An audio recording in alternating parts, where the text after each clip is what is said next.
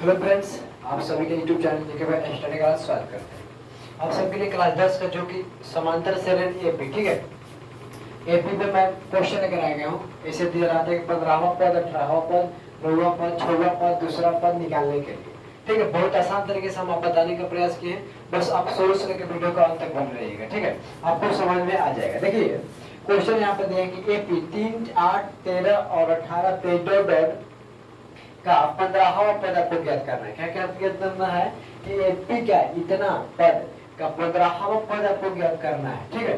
तो पहले 15वां पद हम लोग कैसे ज्ञात करेंगे? तो देखिए पहले हम लोग का ए का मान वैल्यू पता करना चाहिए। तो यहाँ पे देखिए जो है A1 का है, A2 का है और A3 A4 का है, ठीक है।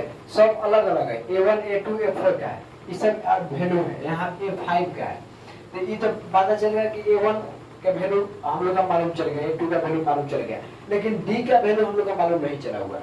तो हम लोग का D का वैल्यू जब मालूम नहीं चला है तो हम लोग क्या करेंगे? तो देखिए दूसरा पद में से D का वैल्यू निकालने के लिए स्वर अंतर, हम लोग का D के वैल्यू जो होता है स्वर अंतर होता है, ठीक है। तो क्या करते हैं कि D के जो वैल्यू निकालने के लिए हम दूसरे पद में से पहला पद घटाते हैं, मतलब कि आगे पद में से पहला शुरुआत वाला पद को घटाते हैं। तो देखिए फर्स्ट क्वेश्चन हम बनाएंगे कि D मतलब इसे स्वर अंतर कहते हैं।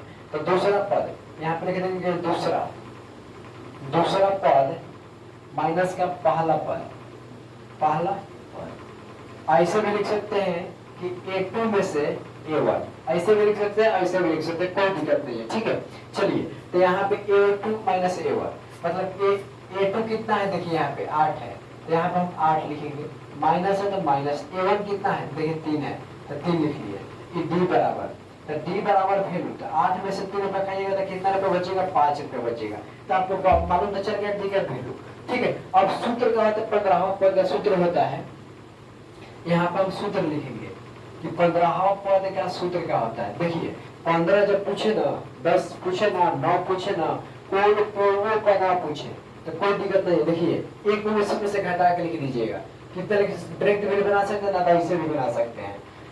देखिए आपको 15वां पद पूछे तो आपको डायरेक्ट सूत्र लिखना है A प्लस के 14D, ऐसे भी लिखना है।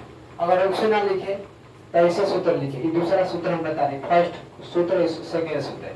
देखिए A प्लस के N माइनस के D, बस सूत्र यही हो गया। A प्लस के N माइनस को 1 और D हो गया, ये हम लोग का सूत्र हो गया बराबर, ठीक है। ये दोनों सूत्र पर दोनों सूत्र पर बना सकते हैं, ठीक है। चलिए तो हम दोनों सूत्र हम दोनों सूत्र पर बनाते हैं, आपको दोनों सूत्र को हम बता देते हैं, ठीक है। तो चलिए देखिए यहाँ पे A है, जो A का वैल्यू है A1 का यहाँ पे कितना है? 3 है, तो 3 यहाँ पे हम लिख देंगे प्लस, यहाँ पे 14 है तो 14। अब देखिए यहाँ पे कतनो पद पूछे एक उसमें से पद घटाइएगा। 12 पूछे तो 11 लिखिएगा, 11D। अगर 13 पूछे तो 12D लिखिएगा, अगर 15 पूछे तो 14D, ठीक है। चलिए तो यहाँ पे देखिए A का वैल्यू हम लिख दें, अब 14 और D का वैल्यू कितना है? देखिए यहाँ पे D 5 है, तो यहाँ पे हम 5 लिख देंगे। तो 3 प्लस के, अब यहाँ पे 14 में 5 + 14 = 70 होता है, 70 कर देंगे। तो इसको जोड़ेंगे तो 73, इसका आंसर कितना आ गया? 73। इस सूत्र को हम निकाल के दिखा देते हैं कि सूत्र को आपको 73 आ रहा है कि नहीं आंसर, ठीक है। चलिए तो A का वैल्यू कितना है? तो 3 है प्लस N का वैल्यू कितना है? 15 है, 15 है ना, N का वैल्यू है तो 15 माइनस का 1 और D का वैल्यू कितना है? 5 है। तो देखिए 3 प्लस 14 में से 1 रुपया खाइएगा, तो सॉरी 15 रुपए में से 1 रुपया खाइए तो 14 रुपया, 14 गुने के 5 रुपया, तो 3 प्लस का 14 25 70 73। तो बताइए कि दोनों का आंसर में क्या है कि नहीं है?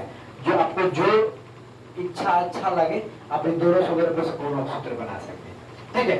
चलिए ये तो आप जान गए 15वां पद का मान निकालिए। अब बोलते हैं कि 18वां पद निकालिए। 18वां पद क्या करेंगे? निकाल लेते हैं, वो निकालने वाला नहीं है। चलिए हम निकाल लेते हैं, क्या दिक्कत है। चलिए अब देखिए दूसरा क्वेश्चन क्या कह रहे हैं कि समांतर श्रेणी इतना इतना का 18वां पद ज्ञात करें। समांतर श्रेणी दिया हुआ है, 18वां पद ज्ञात कर रहे थे, 18वां पद क्या दिक्कत है? चलिए हम ज्ञात कर लेते हैं।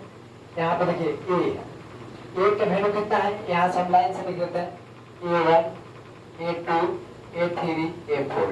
इतना नहीं करना है, बस A1 और A2 तक करना है आपको। दूसरा पद में से पहला पद घटाएंगे तब जाके डी का स्वर अंतर का मान लिखेंगे। पहले हम स्वर अंतर का ए का वैल्यू तो पता चलेगा कि 1 है, ए का वैल्यू हमें तो पता चलेगा कि 1 है, लेकिन डी का वैल्यू नहीं पता चला स्वर अंतर का। तो यहाँ पे लिखेंगे स्वर अंतर, स्वर अंतर बराबर क्या होता है, मतलब स्वर अंतर का डी होता है। तो इसका सूत्र क्या होता है कि दूसरा पद माइनस का पहला पद, यही होता है। ठीक है, यही होता है। तो मतलब कि दूसरा पद, मतलब दूसरा पद देखिए, दूसरा पद कौन है, A2 है। तो A2 यहाँ पर लिख देंगे, माइनस का पहला पद A1 लिख दिए।